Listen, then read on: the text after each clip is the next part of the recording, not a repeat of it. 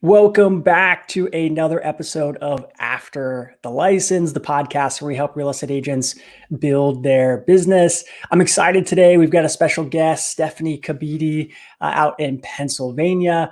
If you guys are on YouTube and on various social media channels, and you're doing content searches for new real estate content, you've probably seen Stefanie's name pop up. She's doing an awesome job with her social media and really kind of documenting her journey as a brand new agent. So I wanted to get her on the podcast and ask her some very specific questions on kind of how she got to where she's at and why she chose real estate as a path. So I'm excited to have her on.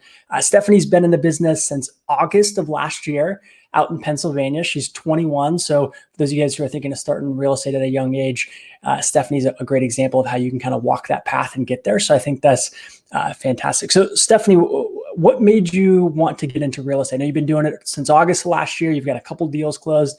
Well, what made you kind of gravitate towards real estate?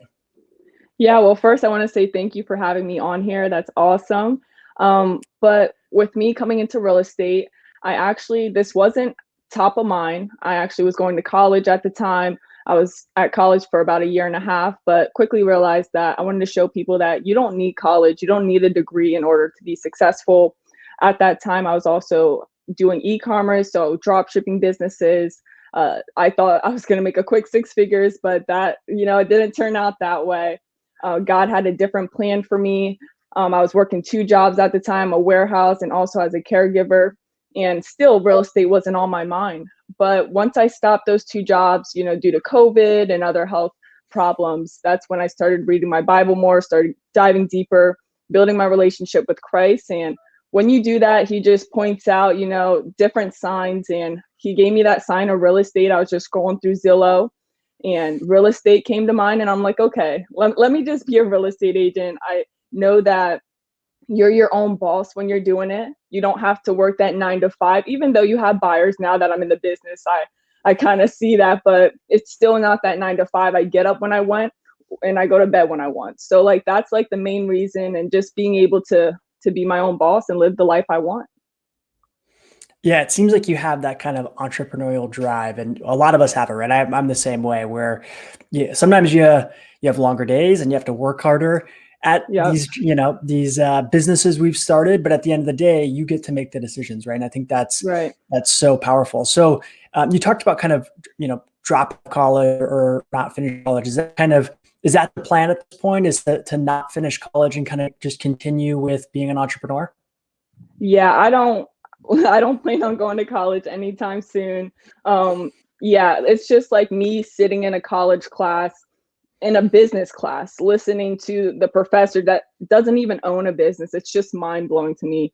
Having to take different classes that it's required, but why am I taking a music class when I'm trying to learn about business?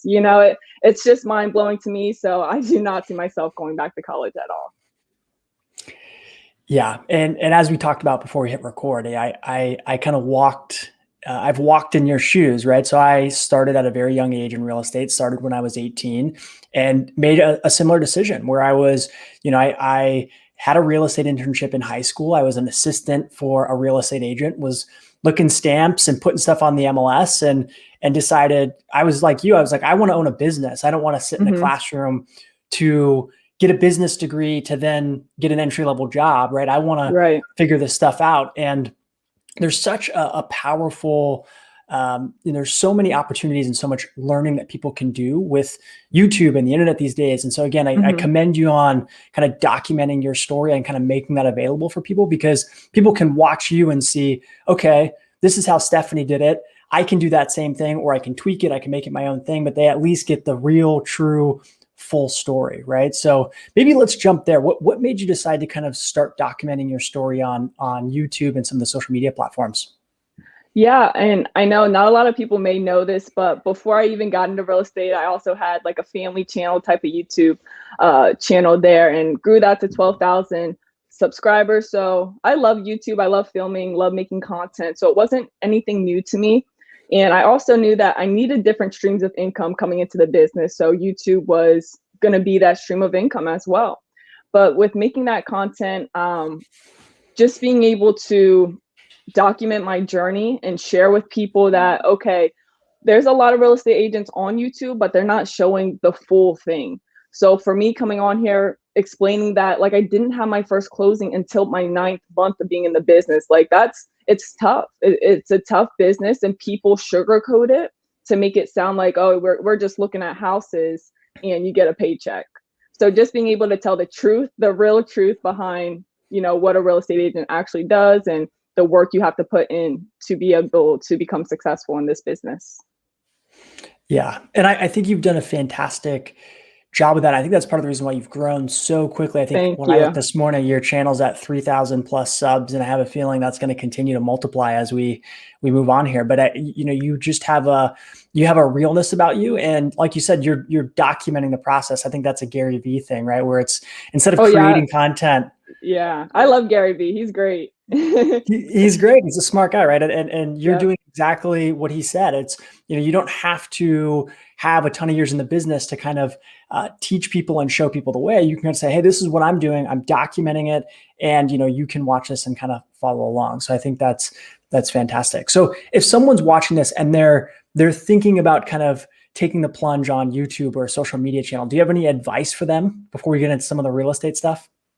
Yeah. So getting into, wait, say that again about the advice.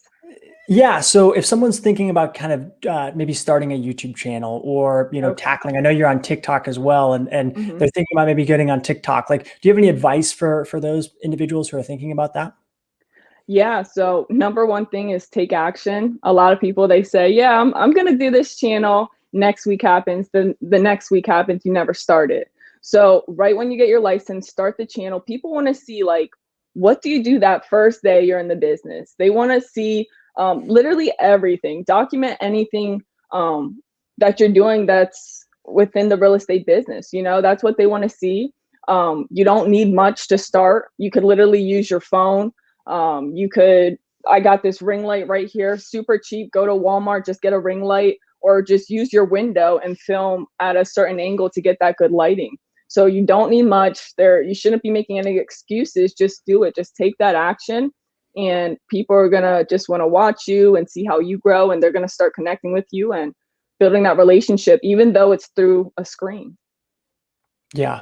Yeah. And taking action is the most powerful thing. And as Yeah. as business owners, you learn that lesson over and over and over again is you have to take action. You have to take action. You just have to, and I think you really get to flex that muscle as a business owner, right? Where you Hmm. get to think about things and you come up with ideas and you come up with different prospecting avenues, and you just have to take action. Otherwise nothing gets done unless you do it, right? When you own your own Right. business.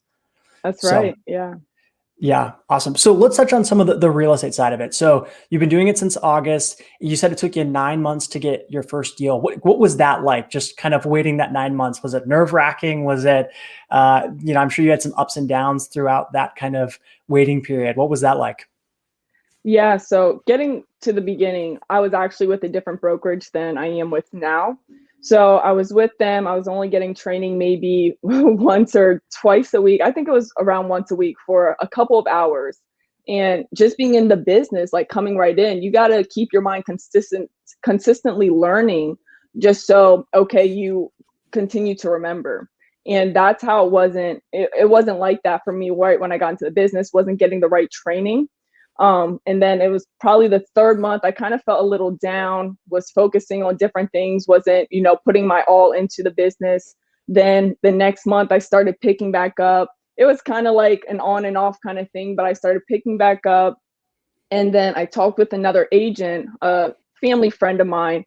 She was asking me all these questions about, hey, do you know how to explain the buyer agency contract? Do you know how to explain the agreement to sell? And I'm just thinking to myself, like, if I went on an appointment today, would I know how to explain that? And the answer was no at the time. I didn't know what to say. I didn't know how to explain it. And she was reminding me that this is some legal stuff here. Like, you don't want to get in trouble, and it could turn out really bad if you're not explaining this right to your clients. So I took that into consideration, and I was like, okay, I'm really not getting the right training I need. So I interviewed the brokerage she was at. She was explaining how their training was phenomenal, and went to them the end of this mid-December. I was with them mid-December. And after that, it just kind of took off from there. I got the training. It was like a 6-week accelerate course. Loved it. They literally went through contracts line by line, explained everything. Um, it's like, for new agents out there watching this, training is number one. So you guys want to be aware of that. But after I got that training, it was only up from there. I also started TikTok at the time. It was January of 2021. So this year, started TikTok, started being consistent on there, posting every single day. And that's how I was able to grow to 15,000 followers on TikTok. So all these different social media platforms have really been helping my growth. Also with the company handing out referrals, that has been huge. Just being able to get deals from that. And whenever you're able to get a deal, just know that it's going to turn into so much more with like referrals and all that stuff. And man, it's just been crazy. It's been fun. It's been an experience. So yeah. I love that you kind of followed your gut, right? You made a switch early, which is maybe not something a lot of people would do. They would say, does this look bad, or is this Oh, I was frowned scared. upon? Yeah. Yeah, I was, it's something huge outside of my comfort zone. I was like, I just got into the business. What are people going to think? Like, so when I did it, I didn't post it on social media like a change, like I'm now with this brokerage. I just kind of secretly went over, and then people started noticing, hey, are you with Berkshire Hathaway now? And I'm like, yeah, I'm with them now. So it's definitely something outside of the comfort zone, but that's the only way you're going to grow. Yeah. And you made that decision. But I think the big realization for you, right, is you needed that training. Because the reality is, Yeah. for people who are brand new or maybe thinking about getting their real estate licenses, it is this, you can get your license at a fairly young age. You can get it as young as 18 in some cases, but Yeah. you have to treat it, it's an adult thing, right? It's these contracts, and it's, for a lot of people, it's the biggest purchase they make in their entire life is the home that they buy and they live in, right? And so Hmm. people take it very seriously, and agents have to take it very seriously, and you're ultimately advising people on that. You're advising people on the biggest purchase they're going to make in their entire life. And so having that training and having that support, I think, is huge, and recognizing that your previous brokerage didn't have that and making that switch is really, really powerful. So that's great. So you've had 3 closings and you're Yeah. working on your 4th. What kind of prospecting are you doing, or what kind of marketing are you doing? I know you got one deal from a referral in your office, but what does that look like for you, kind of from a marketing prospecting perspective? Yeah, so in the beginning, I was doing a lot of cold calling, did some for sale by owners to get appointments. I recommend, if you're new, do a for sale by owner just to get an appointment, to be able to gain experience with talking with sellers and building up your communication skills. But other than cold calling, I was using that to get a lot of emails to put into my database. So I have a weekly email sent out every single Wednesday at 9 a.m. and I use Constant Contacts for that. I think I have around like 400 people in that database. So it's just constantly, sending to them, and I'm staying top of mind. So that's one way I've been doing that. And then for my other prospecting methods, like you said, referrals here and there. There is a small referral fee when it does come through the company, but it's all good, just because after you have that deal, it's just going to open up to many more buyers and their family. They're going to recommend you. So other than that, it's social media. I love social media. It doesn't even feel like I'm working when I'm doing it. Just being able to have that huge reach, gain that exposure, especially being a new agent. That's all we need. We need exposure to our name. We need people to know that we're new in the, not that we're new in the business, but that we're in the business, and that we're here to help. We're here to guide you through the process. So the number one app I love for that is actually TikTok, just because I literally, after I post a couple of videos, it was like 2 of them went viral. I'm like, that's crazy. This one got 100,000 views. This one got 300,000 views. And it just kept going up from there. And having people watch my TikToks, then they're coming over to my Instagram. They're DMing me, hey, I need to buy a house. I'm looking to get a house during this time. And there's some people that are from, Arizona, different states, asking me, hey, are you able to help me buy a house? So it's crazy that, I don't have my license in that area. So it's tough with that, but I'm able to refer it out to an agent over there and also make money from that. So just being able to help them that way. So it's nice being able to have something I like. You know, they say find what you like when you are prospecting.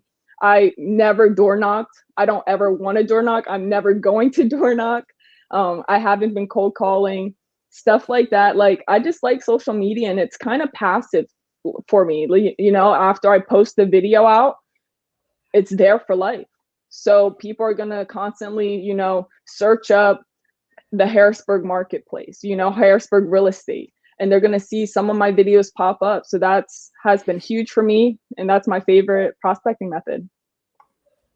Such fantastic advice. So let's touch on kind of one by one. So let's touch on the referrals first, because I think you had a great piece of advice there. It's some people, if they're looking at a team or they're getting referrals from other agents, they kind of look down on it because there is that referral fee, right? But the reality Yeah. is 100% of nothing is nothing, right? And so more often than not, if you can get a deal, especially if you're brand new, even if it Right. comes with a referral fee, the expertise is priceless.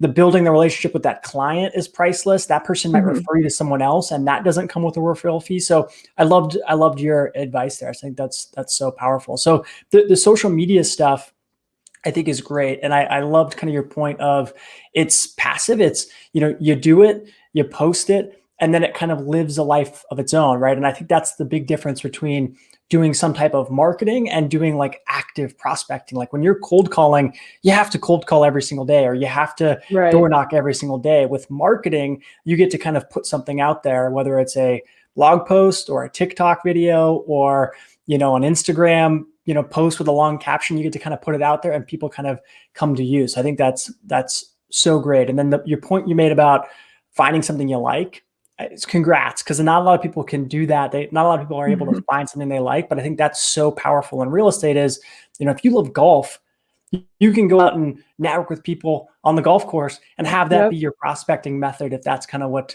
you're interested in. So I think that's so great. The cold calling that you did, so you're no longer doing it, right? Who were Right. you cold calling? So right out of the gate, I started cold calling geo leads. And for those people that don't know, geo leads are just property owners in the area. You're just calling, you're searching up a random property, and then you're calling around that whole neighborhood. Fantastic. And then what company did you use to kind of get that contact info? Was there one in particular? So I just use RedX. They're pretty expensive, but I used them. The leads were great. I didn't get too many wrong numbers, but if you guys want to check them out, they're pretty good. That's great. So you made a bunch of calls. You got 400 Mhm. emails. I'm guessing you follow Ricky Carruth, right? Because I heard the Wednesday Oh email. yeah. Yeah. Yeah.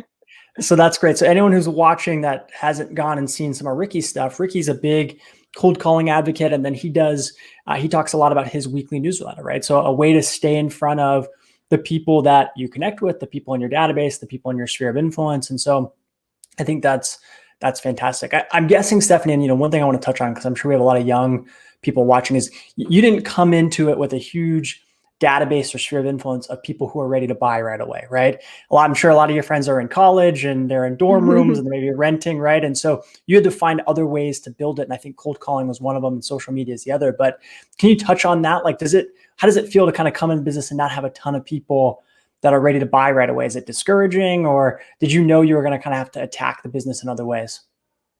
Yeah, so I kind of trained my mindset. It's all about mindset at the end of the day. Did a lot of research on YouTube. I already knew coming into the business that it was going to be a tough business. Like, you can't play around. So I quickly, got on the phones. I knew I had to start making my calls. And a lot of us, they always say, talk to your sphere of influence first. So that's what I did, send out some mail, hopped on the phones for a little bit with them, but nothing like, nothing happened. They don't trust you in the beginning just because you never done a deal. But once Yep. once they see that you got a couple deals under your belt, then they'll start reaching out to you. So that's when you have to go outside of your sphere of influence and start talking to people that doesn't even know you.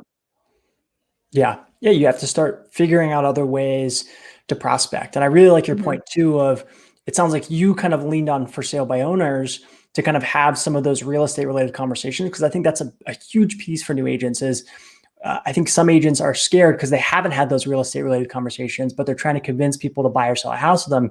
You need to have Yeah. those real estate related conversations. And so whether that's for sale by owners, I did another interview with a guy named Kenji Ignacio, and he talked about doing that with open houses. Like open houses were big for him because he was able to just start talking to people about real estate. So I think that's so great. So this Wednesday newsletter you send out, what kind of content do you put in there? You use Constant Contact, it sounds like, Yep. and then you just kind of talk about your local market, the community, stats. What does that look like? So it's going to be different from like what regular agents do, because a lot of agents, they're going to put new listing, new open house coming up, stuff just revolving around real estate 24/7, which your people, they don't want to see that all the time. They want to see you. They want to get to know you as well. So actually during that time, I got a new puppy. So I would post about the puppy on there. People would get excited about that. Post about, different holidays and literally anything. The weather, if it's like super nice out. I'm trying to think. And I also do like spotlights. So like I would go out to different restaurants and try it if it was my first time, and then do a little review on my weekly email to tell everyone else about it. So it's different things. Like I said, you want to separate yourself from the other agents out there that are just posting about new listings all the time. Yeah. And again, very smart. Like the spotlight thing, showcasing your community can be so powerful because that's what's going to keep people engaged for the long term, especially people in your marketplace. And that's a great lesson for all agents out there. Is I see so many agents, and even on social media, like on their Facebook personal page, they're posting real estate stuff every single day. Like, do you need to buy or sell a house? You need to buy or sell a house. And people, they're either going to unsubscribe, unfollow, or just tune you out, right? So you have to find ways to kind of engage them. So I think that's really smart, just kind of going to a local restaurant. Are you doing anything with like social media on those spotlights, or right now it's just kind of the newsletter? It's just the newsletter. Definitely thought about it previously. I just haven't got to it. I know a couple business owners in the area that would love to do it. So definitely probably something in the future. And it's great prospecting as well, doing that. Yeah. Yeah. And the spotlight stuff too. The nice part is, if you did a video or some kind of social media post, typically the business will actually kind of go out and promote that. So might be an idea there for you. But I love that you're kind of using the community in your weekly newsletter. So you send them out every Wednesday, Constant Contact. That's great. So, awesome. So let's just touch on, do you have any advice? And we've touched on some of that. Do you have any advice for someone who's just starting out? You talked about kind of taking action. Is there anything else that you can think of? I would say you want to start gaining experience. Like you were talking about the open houses. I think it was the first or second week, I had my first open house. And the week after that, I had my second open house. And just being able to do that, talking with potential buyers, asking them, hey, are you working with any other agent on this? Just trying to ask the right questions and figure out, myself within the business, and start building up my communication skills and calling up FSBOs, getting on those appointments, not thinking that I'm going to get the listing, but learning of, okay, this is how we're going to tour the property. And then you sit the seller down, go through the questions. But other than that, I would say hop on TikTok. And people think it's a kid's app, which, that's what I thought. I didn't think you could get super big from that. But after just being on it for a couple of months, I regret not getting on it in the beginning, because now I probably would have like 100,000 followers, if I would have been consistent and started in the beginning. So hop on TikTok, because just posting on TikTok, you're going to get that exposure. It's so easy to go viral on there. People are going to see your Instagram. They're going to go onto your YouTube channel if you have that. And it's going to be easy to make those passive leads come in. And just being able to send out referrals as well, where you don't have to really do anything and you still make money from that, which is nice as well. Referrals is always a smart move. And I love the TikTok, and whether it's TikTok now and something else a year from now, just kind of jumping on whatever the trending thing is, whatever the new platform is, can kind of really springboard your career, So you mentioned kind of starting on TikTok sooner is kind of a regret of yours. Is there anything else you regret, or anything you wish you'd done sooner, whether it's a marketing or a prospecting technique or something along those lines? I don't think I regret I don't want to say I regret too much, just because I wouldn't be where I'm at now. I don't know what would happen, just being on, like I said, coming back to TikTok, I was able to get a speaking event here in the Harrisburg area. So it's been great, just bringing me opportunities and getting my name out there even more. But other than that, I wouldn't say like any other regrets. Like if I would have had a different brokerage in the beginning, just because doing that and changing brokerages has got me out of my comfort zone, like I said, and that really helped with my growth as well. Yeah, that's great. So, I'm a big Tim Ferriss fan. So Tim Ferriss does podcasts and talks about like, do you have any routines that you rely on, or do you have any resources that kind of help you push you? Is it maybe people you follow on YouTube or books you read or podcasts you listen to kind of push you in your business forward? Yeah, so I love morning routines. I love my peace and quiet in the morning. Recently, I've been waking up at 5:30 every morning. I don't look at my phone. I go straight to reading my Bible. I read a little bit, take some notes, journal, and then I have this other book. I can't think of it off the top of my mind, but it's also like a daily read as well. And then after I read, deal with the my pups here, take them out. I'll exercise, run on the treadmill, and then get my day started like that. I love exercising. I love reading in the morning. It just keeps my mind at peace and gets me ready for the day. Have you read the book Miracle Morning by any chance? Yeah, I just got done with that not too long ago. I love it. I love Yeah. it. So for those of you guys who haven't read it, I won't ruin it, right? But it kind of talks about your morning routine and how that really impacts your day. And so I need to get on your level. I have a bad habit. I get up early, but then I'm always on my phone in the first 10 minutes. So I gotta put that in a different room because I think that's really, really smart. But if you can get out and you can move and you can exercise and get some motion in your day before you kind of get started and kind of set the intention for the day, I think that's really powerful. So Yeah. I love it. Any other like podcasts you listen to or anything along those lines you want to recommend? Um, in the beginning, I was listening to a lot of Ricky Carruth. I still recommend him.